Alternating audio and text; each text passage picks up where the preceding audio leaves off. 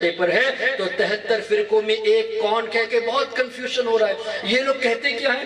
ہم کو کیا معلوم کون حق پر ہے، ہم کو کیا معلوم کون حق پر ہے، اللہ بخشنے والا ہے، اللہ مہربان ہے، ہم کو نہیں پتا کس کے دل میں کیا ہے۔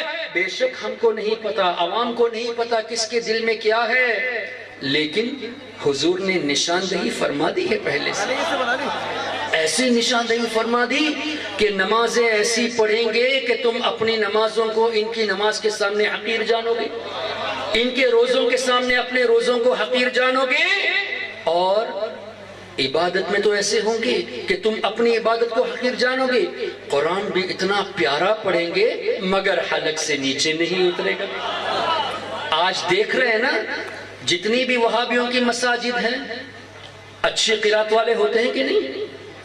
اذان دیتے ہیں تو دل کرتا ہے کہ اس مسجد میں جا کے نماز پڑھ لے۔ سنیوں ہوشیار ہو جاؤ، آواز کو دیکھ کر پیچھے مت پڑ جانا، قرات کو دیکھ کر پیچھے مت پڑ جانا۔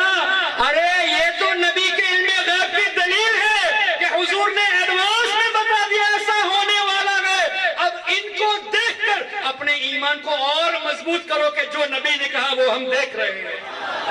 ابھی ان وہابیوں کو دیکھ کر ایمان کو مضبوط کرو، ان کی سدیس کی آواز پہ مت جاؤ، دوسرے وہابیوں کی آواز پہ مت جاؤ۔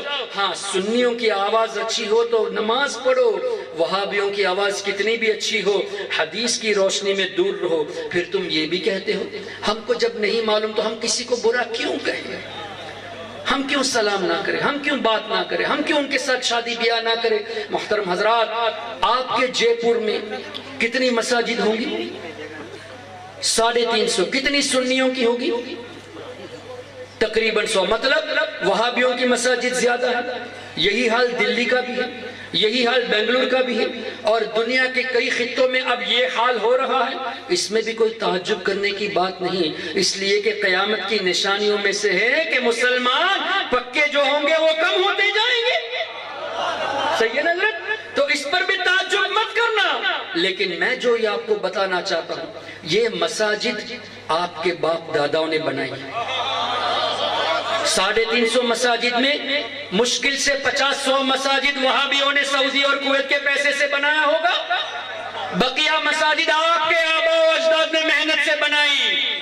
یہ ہماری کمزوری ہے کہ ہمارے باپ دادا نے جو مساجد بنائی اس کی حفاظت ہم نہیں کر پائے، ہم بنی بنائی مساجد ان کے ہاتھوں میں دے دیے، اور سنیوں میں اتنی توفیق نہیں کہ اپنی مساجد کو ایک طریقے سے اپنے ہاتھ میں واپس لے لیں۔ آپ کے والدین نے آپ کے لیے محنت کر کر آپ کے عقیدے کو بچانے کے لیے سنی ایمان کو رکھا، آپ کے والدین نے سنی ٹرسٹیوں کو رکھا، لیکن ان لوگوں نے ایک چال کے تحت آپ کے سامنے 11ویں بھی کرنے لگے، آپ کے سامنے میلاد بھی منانے لگے، لیکن عوام نے یہ کہا کہ یار یہ میلاد کرنے والا ہے، یہ 11ویں کرنے والا ہے، یہ نیاز میں بھی آتا ہے، چلو اس کو بھی ٹرسٹی بنا دیتے ہیں۔ 6 ٹرسٹیوں میں سے ایک ٹرسٹی جب ان کا آ جاتا ہے، افسوس کہ وہ ایک ٹرسٹی باقی 5 ٹرسٹیوں کو اپنی طرف مائل کر کے دیوبندی امام کو رکھ لیتا ہے۔ لیکن سنیوں میں توفیق یہ نہیں ہوئی کہ 5 مل کر ایک کو سنی بنا دیں، یہ بہت بڑی کمزوری ہے، اور بہت افسوس کے ساتھ کہنا پڑتا ہے آپ کی ذمہ داری ہے، آپ کے والدین نے جو مساجد بنائی آپ اپنے ہاتھوں سے ان کو دے دیے، یہ آپ کی ذمہ داری ہے کہ آپ محنت کر کے سنی علماء سے مشورہ کر کے اپنی مساجدوں کو واپس لیجئے، حکمت کے طریقے اپنائیے، بزرگوں سے مشورہ لیجئے، کسی بھی طریقے سے اپنی مساجد کو واپس لیجئے۔ کہیں ایسا نہ ہو کہ ابھی جو 100 مسجدیں بچی ہے یہ بھی آہستہ آہستہ آپ کے ہاتھوں سے چلی جائے، اور آپ کے بچوں کو آپ سنیت کی تعلیم دے رہے ہو، آپ میلاد کراتے ہو، آپ نیاز کراتے ہو، لیکن آپ کبھی عقیدہ نہیں پڑھاتے، اس لیے ہاتھ سے چلے جاتے۔ یہ ہماری بہت بڑی کمزوری ہے۔ ہم نیاز تو کرتے ہیں، غوث اعظم کا نعرہ لگواتے ہیں، میلاد کراتے ہیں، حضور کو حاضر و ناظر مانتے ہیں، لیکن ہم نے نہ دلائل سکھائے، نہ اعتراض سکھائے، اور نہ اعتراض کے جواب سکھائے۔ آخرکار کیا ہوا؟ ہمارا بچہ انٹرنیٹ ملا بن کر وہابی بن جاتا ہے۔ اللہ تعالیٰ بچائے۔ محترم حضرات، یہ نہیں ہونا چاہیے، آپ کی ذمہ داری ہے۔ یہ مت سوچو کہ ابھی میرا بچہ 10 سال کا ہے، ابھی میرا بچہ 12 سال کا ہے، بڑا ہوگا تو خود ہی سیکھ لے گا۔ نہیں، سرکار کی حدیث کے مطابق ابھی سے عشق مصطفیٰ ان کے سینوں میں ڈالا جائے، ابھی سے صحابہ کی محبت، ابھی سے اہل بیت کی محبت کو ڈالی جائے، تبھی وہ سننے رہیں گے۔ اگر ابھی آپ نظر انداز کریں گے تو کہیں ایسا وقت نہ آئے کہ آپ پال پوس کے محنت کر کے ان کو اب سنی بنائیں اور وہابیوں کی مدرسے میں جا کر وہابیوں کے سلیبس اسکول میں پڑھ کر 10-12 سال کے بعد جب فارغ ہو کے آتے ہیں تو آپ ہی کو مشرک کہنے لگے۔ اللہ اکبر، ایسا ہونے کے لیے چانس مت دینا میرے بھائیوں۔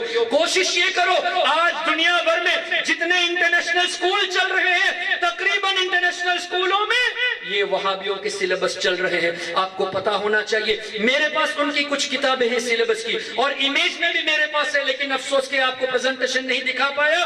ان کے سلیبس میں باقاعدہ لکھا ہوا ہے نبی غیب نہیں جانتے، جبکہ ان کی کتابوں سے ہم نے ثابت کیا کہ حضور کے غلام غیب جانتے ہیں۔ باقاعدہ انہوں نے لکھا کہ مزارات پر حاضری یہ گریو ورشپنگ ہے، یہ قبروں کی پوجا ہے۔ یہ کئی مرتبہ ایسا ہوا، کئی لوگ واٹس ایپ کے ذریعے، ای میل کے ذریعے کچھ ایسی تصویر بناتے ہیں کہ ہندو بھی مندر میں جاتا ہے، تم قبر پہ جاتے ہو، ہندو پرساد کھاتا ہے، تم نیاز کھاتے ہو۔ اس طرح کا موازنہ کر کے عوام کو بہکانے کی کوشش کرتے کہ تمہارے اور ہندو میں کیا فرق ہے۔ ارے اگر ہم نے نیاز کھایا، ہندو نے اگر کھانا کھایا تو اس میں کون سی برابری ہوگی؟ تم بھی کپڑا پہنتے ہو، ہندو بھی کپڑا پہنتا ہے، تم بھی کھانا کھاتے ہو، ہندو بھی کھانا کھاتا ہے، صرف تمہیں مزارات اولیاء نظر آئی؟ ہندو شادی کرتا ہے، تم بھی شادی کرتے ہو، تو کیا کسی نے ایسی تصویر ڈالی کہ دیکھو ہندو کی شادی ہو رہی ہے یا مسلمان کی شادی ہو رہی ہے، ہندو یہاں کھانا کھا رہا ہے، مسلمان یہاں کھانا کھا رہا ہے، تو تمہارے اور ہندو میں کوئی فرق نہیں، کوئی بیوقوف یہ کہے گا؟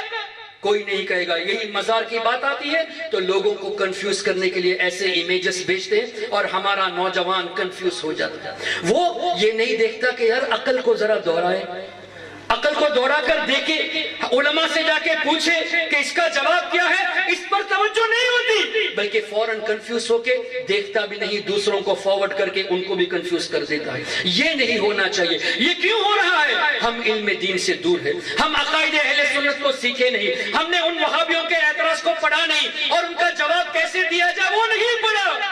یہی وجہ ہے کہ ہمارا نوجوان ہاتھ سے نکلتا جا رہا ہے۔ محترم حضرات، ایسی نوبت نہیں آنی چاہیے۔ آپ لوگوں کو مضبوط رہنا ہے، ہم تماموں کو مضبوط رہنا ہے اور تمام سنی متحد ہو کے کام کرنا ہے، سب کو متحد ہو کے کام کرنا ہے۔ اختلاف کرنا یہ علماء کا حق ہے، ہم عوام کو کوئی حق نہیں کہ ہم اختلاف میں پڑے، کوئی حق نہیں کہ ہم اختلاف میں پڑے، یہ اکابرین کا حق ہے، وہ کرتے جو کرتے صحیح ہے۔ عوام کو کوئی حق نہیں کہ اس بات پہ سر ڈالے، تم دیکھو سنی ہے تو سر کا تاج ہے، بس سنی ہے، سر کا تاج ہے، دین کا کام ہو رہا ہے، آپ کے بچوں کو نصیحت مل رہی ہے، ان کے دلوں میں عشق مصطفیٰ آ رہا ہے، ان کے گھروں میں ماحول ایسا ہے کہ درود کا ماحول ہے، نعت کا ماحول ہے، منقبت کا ماحول ہے، نیاز کا ماحول ہے، سنی ہے بس سر کا تاج۔